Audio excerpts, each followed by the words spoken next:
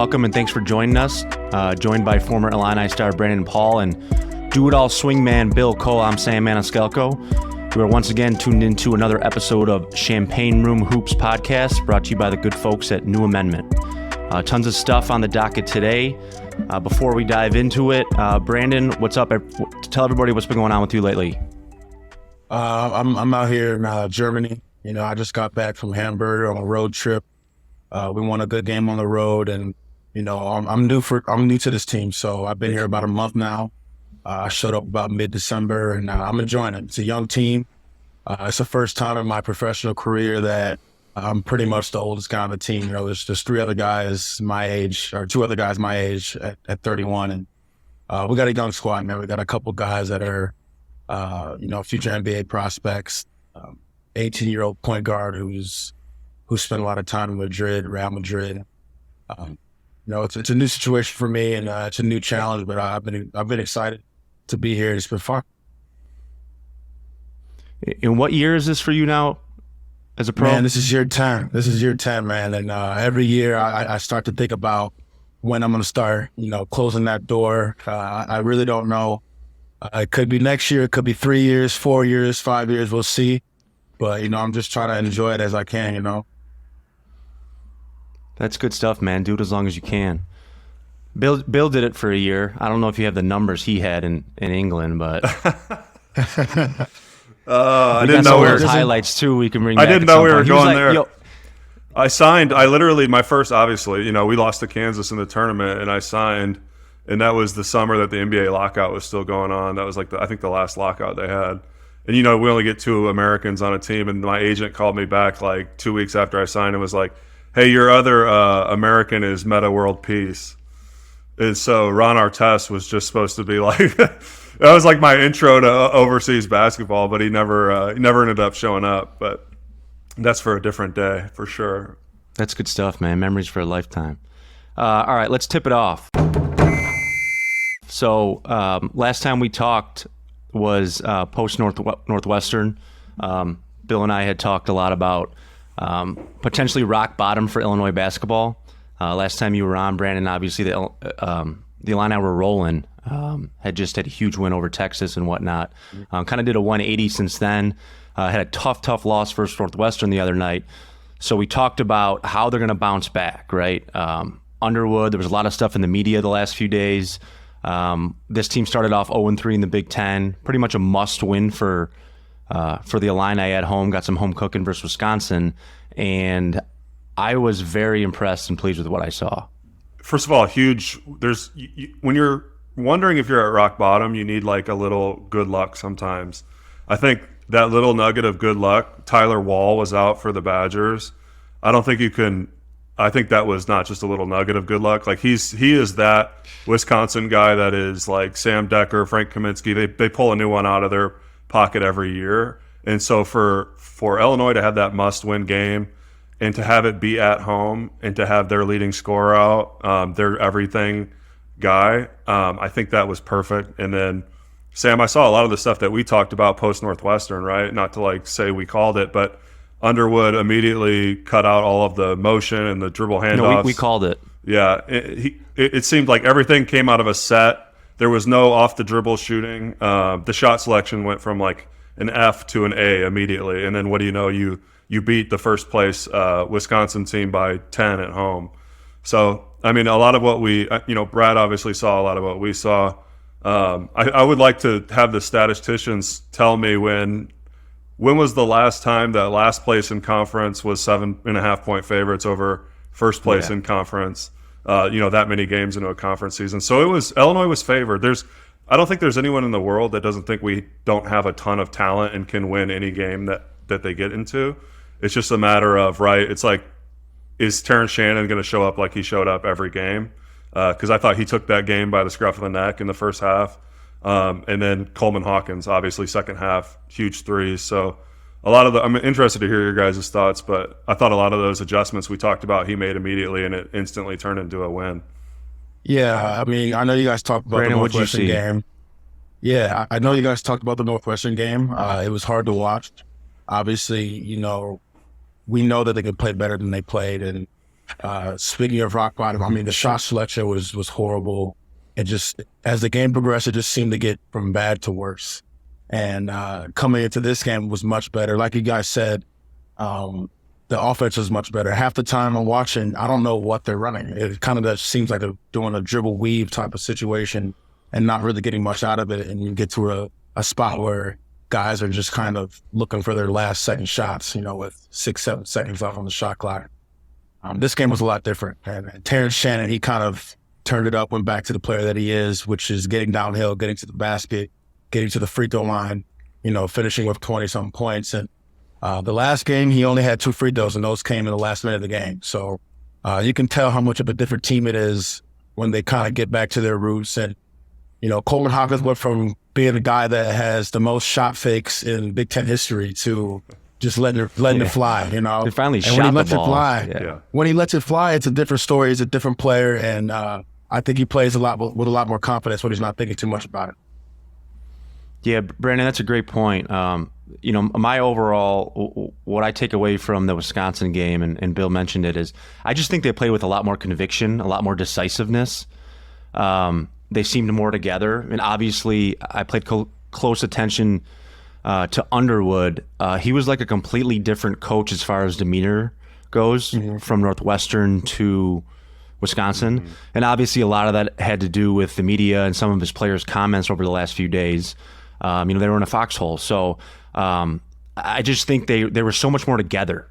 They were so much more decisive. They played with purpose. They played with passion.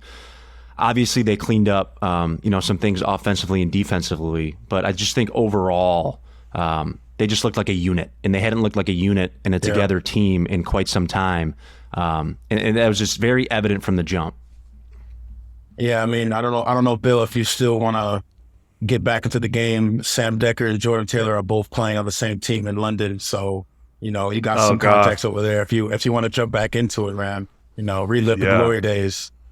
Yeah, for sure. I don't think I played against Sam Decker. John Lure, though, was my exact year and matchup, and I mean we all know about his NBA career, and then Jordan Taylor, he's like probably him and Devin Harris. You think about Wisconsin point guards. I don't know. I thought Wisconsin did not look great to me. I know a lot of that. Illinois' defense is pretty much elite. Even Underwood will say that, as much as almost every struggle they have is on offense. But I think, with Wall being out, they just did not look great to me for someone that was first place in conference at this stage. It'll be interesting to see where their season goes from this point forward, especially if that injury's nagging for Wall moving forward. Let's dive a little bit now into the X's and O's. Bill, you mentioned it a little bit. Defensively they were better. Offensively they were in sets. And those are my 2 biggest takeaways, which we talked about last time. And Brandon, you mentioned it a little bit ago. It's been this helter-skelter offense over the past handful of games where they're not getting in anything. They're not getting into their actions. It's kind of just, putting their head down and trying to make something out of nothing, especially late in the shot clock.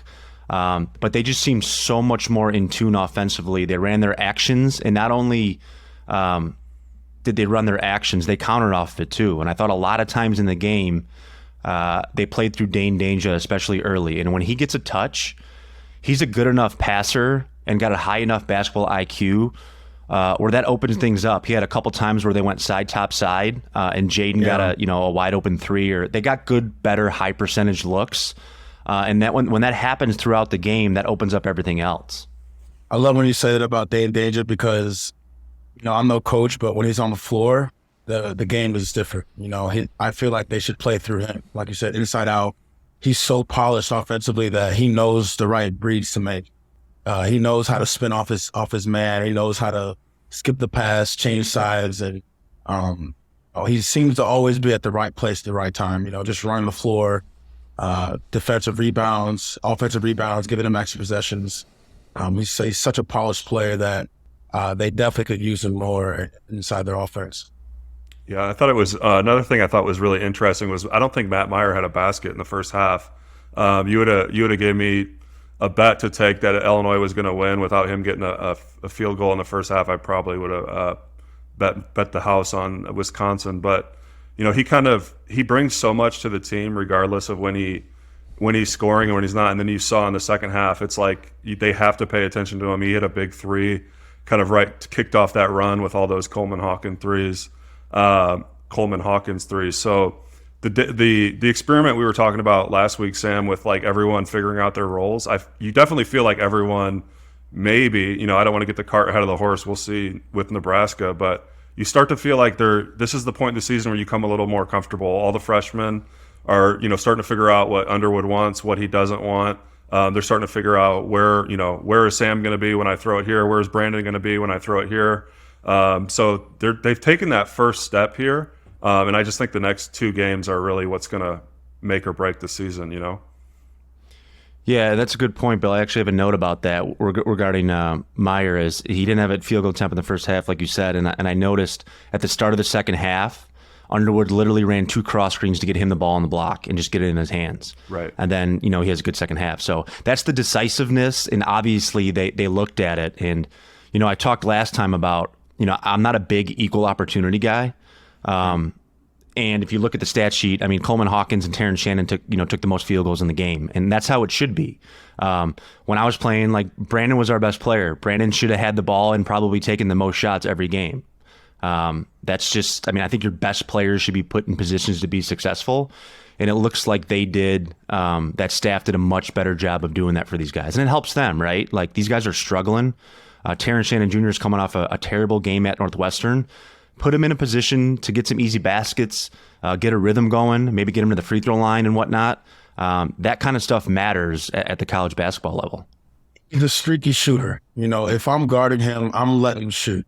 I'm making him honest from outside. And I think once he realizes his strengths more and he stops settling for the 3, it'll take his game to a whole nother level. And he did that in the Wisconsin game, started early. His first couple buckets were inside the 3-point line. Then he worked his way out. But when he's going downhill, when he's attacking to his left, even teams trying to force him right, he's still going to get back to his left. He's that type of player with a great frame to be able to do what he wants on the floor. And like you said, when guys figured out their roles, Jaden comes in the game and he's very polished offensively. He knows his biggest spots. He knows when to shoot the ball, and he's shooting with a lot more confidence. And Cecil Harris in the game, he's got to be a dog. He's got to be a dog defensively. He changed the game. He changed the energy of the building, and fans can't wait until he's on ball and he's getting everybody excited for the next possession. Once guys figure out the roles, and it's not an equal opportunity game. You can't, just like coaches say, you can't make everybody happy. But once you win games, everybody will be happy. And once guys know the roles, things fall in place. Coleman Hawkins, he's got a beautiful jump shot, right? He's 6'10", he's athletic. I think last night was the first time we really saw him comfortable. Somebody must have got to him, whether it was Underwood or the coaching staff. They must have sat him down and said, listen, stop being indecisive, stop hesitating, catch the ball and shoot it. Because I'm sure in practice, when they do their shooting drills and stuff, and after practice, he's got a beautiful jumper. It's smooth, it's effortless, and obviously he can make it. So somebody got to him. It was very evident on a lot of his pick and pops. He was catching the ball and he was just firing it. And that's a role for him. Dane Jange is gonna eat up the paint. Coleman Hawkins is athletic enough. He's a good enough passer to where he can play that point forward role. And if he can shoot the ball like that in simple pick and pop situations, that could change their offense tremendously too. So it was very evident to me that somebody told him, hey, listen, stop thinking about it. Catch the ball. Don't overcomplicate it. Catch it and let it fly. Yeah, Hawkins is amazing because he's like pure positionless basketball, right? Like, I think Brad uses him almost to put the onus on Wisconsin, right? They're like, he played the 5 for over half the game. Yeah. Danger only had 20-some minutes. And so you think about, like, they were running that 1-4 low with Coleman at the high post, and I thought that ate Wisconsin up.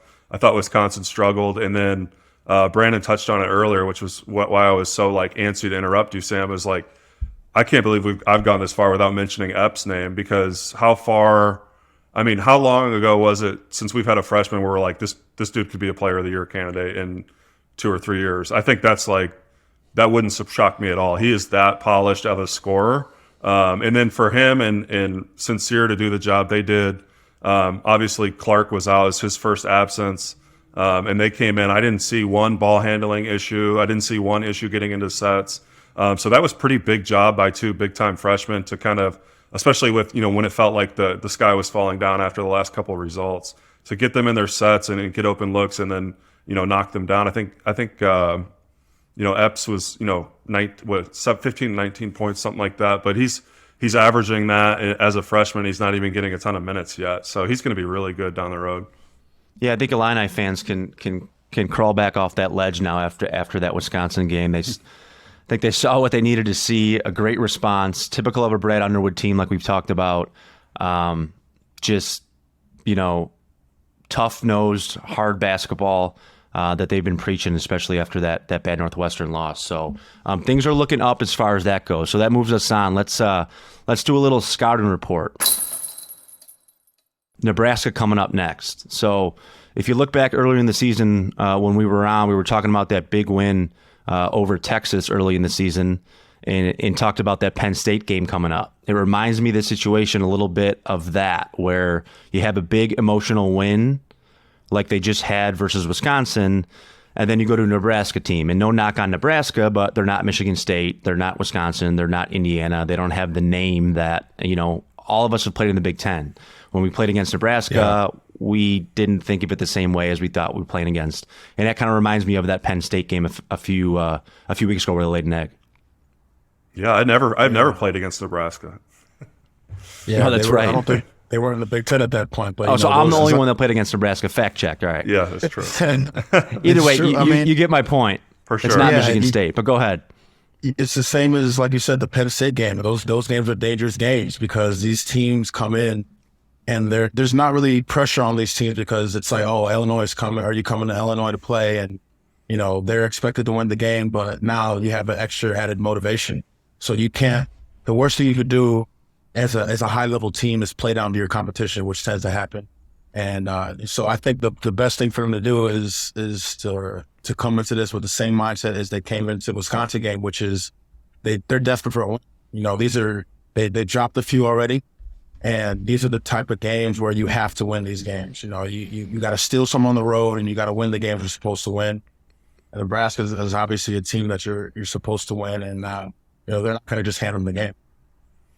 Yeah, you're dead on it. This is all mentality here. It's like how well can you control your feelings after finally taking that deep relief breath after getting off getting the monkey off the back in the Big Ten. So for me, it's not even as much about what they're doing on the floor as it is like what's their temperament like, what's their energy level like. Are they just thinking they're going to roll over Nebraska and looking ahead to Michigan State? I doubt it. That's not the type of staff that they have there. They'll be locked in, but they absolutely have to get these next two. I was just going to say, I'm thinking about, your comment about Underwood and how he was a little bit more composed in the last game. I can see him kind of reverting back this game if they don't start off the game how they're supposed to start off the game. And it's funny, right. Playing in Europe for so many years, I'm used to that type of behavior where coaches are just kind of level 100 from start to finish. The score could be 0-0 and the coach is on the side going berserk. So I feel like we might see something from him. I would love to have him mic'd up one of these games, but I don't think any network will allow that. But I think he'll get the team ready to go for sure. Yeah, and I think with him, he's not going to change who he is, right? I mean, he's been successful for a long time at this level with a certain style of coaching that he exemplifies. But I think what a good coach does is they adapt to their team, especially throughout a marathon of a season like this when you go through these ups and downs. And I think this last, situation from Northwestern to Wisconsin is a sign of a good coach that, hey, listen, I need to adapt to my team a little bit here. They're down. We've been down in the trenches and we've had some tough losses. Maybe they're in a little bit of an emotional state. Let's pick them up here and maybe coach them a different way and try to get the best out of them. Because that's what he's trying to do, right? Every single game on every single night, he's trying to maximize his players' ability and get the absolute best out of them. So I don't think he has to change his coaching style and turn into Brad Underwood 2.0. I think he's learning his team still as well. We talked about it all year, how these guys are still role defining and stuff. And he's still learning his team. So, and my biggest thing which Bill, you talked about coming up versus Nebraska on the road, is we talked about a shortened rotation, right? We talked about we'd like to see him play 7 or 8 guys and ride with those guys. And that's pretty much for the most part what he did with Wisconsin. He had a defined rotation, which I think allowed his team to get more comfortable and get into a rhythm. And I would like to see them stick with that. When you go on the road in a trap game like we talked about, with emotions are high at Nebraska, probably won't be the greatest atmosphere. So they're going to have to find kind of their own motivation and find a way to get up for that game. But I think Underwood did a great job of transitioning from one emotional state on a bad loss versus Northwestern to Wisconsin. Let's see if he can do that. Versus Nebraska. And I was just going to jump in and say, I don't know that Northwestern loss will, like looking back at the end of the conference season, will that even be a bad loss? They just beat Indiana as we're starting recording at Indiana. They could be a tournament team come the end of the year. Missouri, as bad as they whooped us in the rivalry game, like they're probably a tournament team. And so if you can start to piece together, like, and just kind of put the brakes on the skid and get a few more wins and get respectable. Sam, we said this last, like, they've done the Big Ten championships, right? They need to run in March, like, for Underwood's legacy right now. I mean, he doesn't need it. He's a hell of a coach, but everyone wants a March run. They don't. The Big Ten title, if it happens, great. If it doesn't, let's gear up and get ready for postseason play. And I agree with that, Bill. What you just said about. I'll disagree on the Underwood legacy thing. No, I don't think he needs it, but I think as far as his tenure at Illinois, and you can kind of see this in his post-game pressers where he's not hitting the panic button. And I think it's because what you just said and what we've talked about is that this team is a team that's talented enough and they're built for February and March to, like you said, if they finish 4th or 5th in the Big Ten, okay, so be it. But they're a team that's dangerous enough and talented enough to where they can make a run in the NCAA tournament. So I think his demeanor kind of and his even keeledness saying, comments like, we're going to be really good. We got a chance to be really good, even after losses and stuff like that, where that's him telling me that he knows this team's potential is through the roof come March. Yeah, and I think having that shortened roster is going to help down the stretch because you got guys like Ty Rodgers that might need a little bit more time on the bench to kind of compose himself, because I'm such a big fan of his game. He comes in with a lot of energy. He's an exciting player, but he doesn't always know when to go. He kind of goes in and he's at 100% all the time. Maybe not taking the right shots, maybe not making the right reads. And sometimes if a guy sits long enough, he gets to read the game, he gets to watch and see what's going on and learn from his teammates, learn from watching film. And that'll help down the stretch when you get to March and you need extra bodies in there. Yeah, and speaking of shortened rotation, let's transition now to a segment, Word on Campus. Last time we were on, there was some breaking news that was just fresh off the internet, was that Sky Clark, their former 5-star recruit who has started 12 of their 14 games this season thus far, was taking a leave of absence from the Illinois basketball program.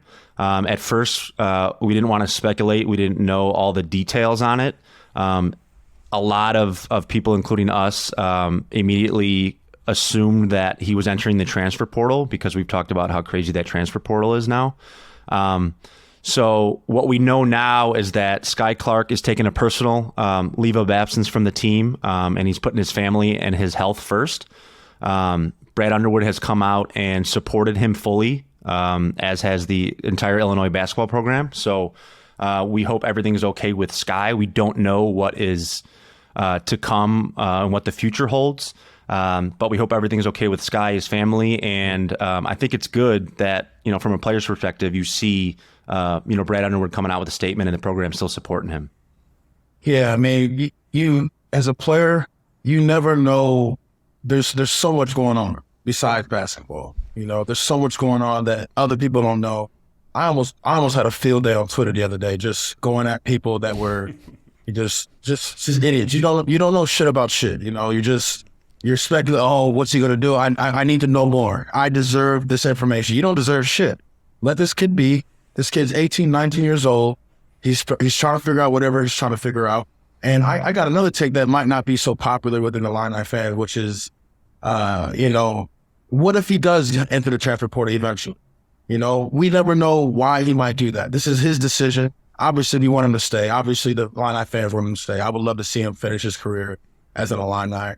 But, being a player myself, there's a lot of stuff that goes on that sometimes other people don't need to necessarily know. This is his livelihood.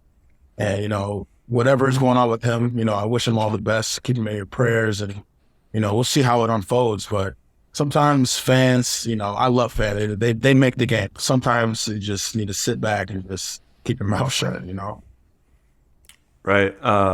My thoughts are like, one, Sam, what you said, right? Underwoods came out and said he's still a valued member of the program. So it makes it seem like it's not something where he's just like, I tried it here, I didn't like it, I'm jumping in the portal, right? This is obviously something he's come out.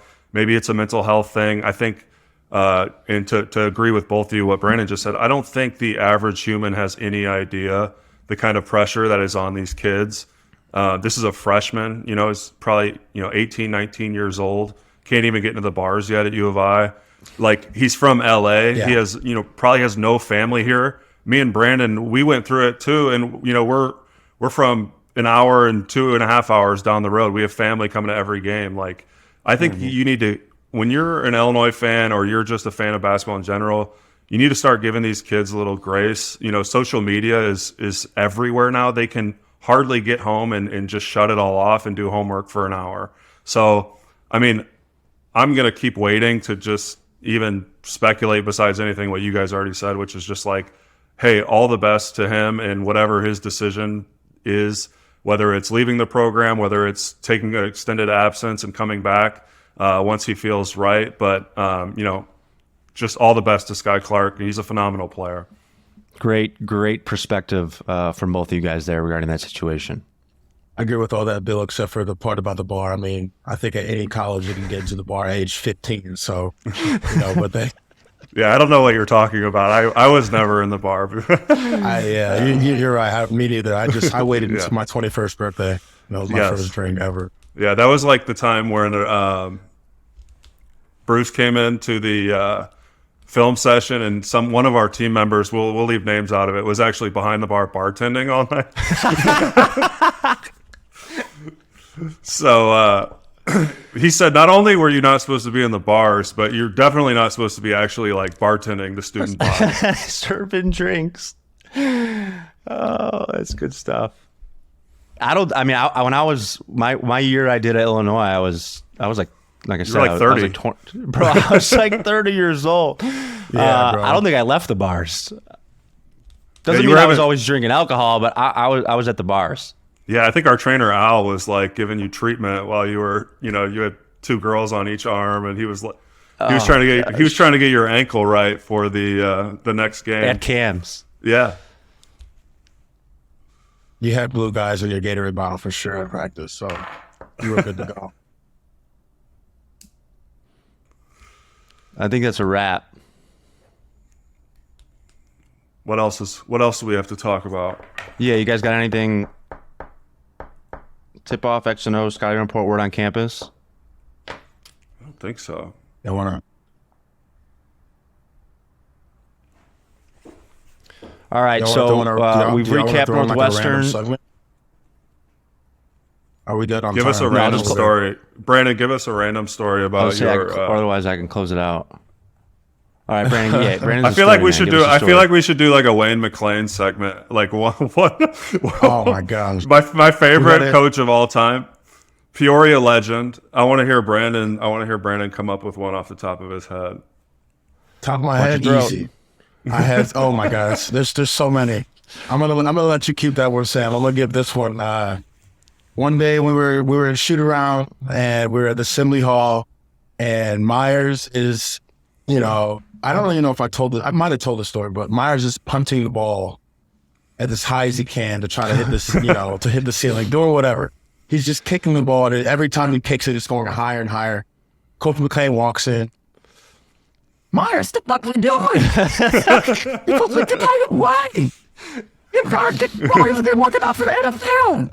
And he says, take off. He just makes Myers run up and down the bleachers for like the first entire part of shoot around. Myers just running all the way to the top, touching it, section 102, coming back down. And it's just amazing the stuff that used to come out of his mouth, man. Rest in peace to Ryan McClain. That sounds like a Myers moment. For sure, man. That was unbelievable. He just kicked. Like, I think I walked in while he was kicking the ball, and I just like, if I tell him to stop, I'm just going to look like an idiot because he's not going to stop. I'm going to let the coaches do whatever they want to do. And it's just so happened that Coach McClain was the first one that walked in. And I think the first thing you saw was a ball coming down. So you can imagine his first thought, why is there a basketball falling from the ceiling? And then Myers gets it back and he just punts it. Oh my God, it was amazing. Yeah, and for those watching, Wayne McClain, obviously, Bill said Peoria legend, Illinois legend, but he was the one on the staff that you knew, like, when somebody screwed up or something was coming, like, you knew when something was coming from Coach McClain, and not only did you know it was coming, like, I was actually, and I remember, like, me and DJ one time were laughing so hard, I was actually, like, ready and couldn't wait to see how he'd explode and what kind of rant he would go on next. It was almost like talk about somebody that should have been mic'd up. I mean, I shouldn't say should have been. I don't know if some things would have been edited out, but like that would be all-time classic, like mic'd up coach right there. Those some of those practices. It was fear. It was real fear for you. Like, yes, I'm thinking about when I left college and like the year where a bunch of players got in trouble, they were arrested and doing this, that, and the third. That would have never happened with under Wayne McClain's era, bro. Like, there was an actual fear. If I do this, maybe I don't get caught. Maybe they don't find out.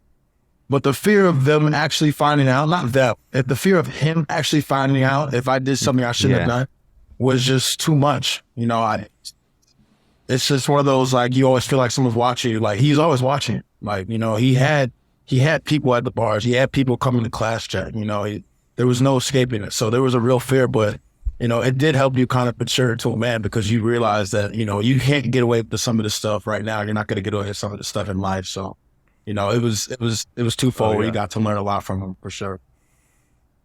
Yeah, you said the class check thing. Like, no one will ever know the fear of God like someone who goes to class 99 out of 100 times.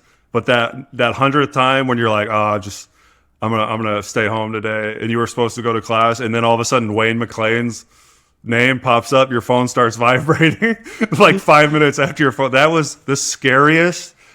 People used to sprint out of their apartments to whatever class they were supposed to be in. Oh my God. 100 miles an hour. He also told me one time, like my freshman year, you know, we go on an overseas trip, the official season starts off. I walked in with a literal, like, the most plain wristband you could ever have in your life. Like, I'm 3 steps on the floor before practice. He goes, Billy, what the fuck are you doing? Who do you think you are? Are you D Brown? Do you think you're D Brown? Take that shit off. You don't wear that. You don't wear that. And I'm like, dude, it's a wristband. I was like, it's a wristband. What are you doing? I was like, I was so confused. I thought he was joking. He was dead serious. He was 100% serious. Take the wristband off. You're not D Brown. That was like my entry week into Illinois basketball. Did you ever put a wristband on again? Never. Didn't even attempt it. Absolutely not. The best part is when he'll start going off and he knows he's being funny, but it's not even like he's trying to be funny. He knows he's funny and he'll just keep going. No.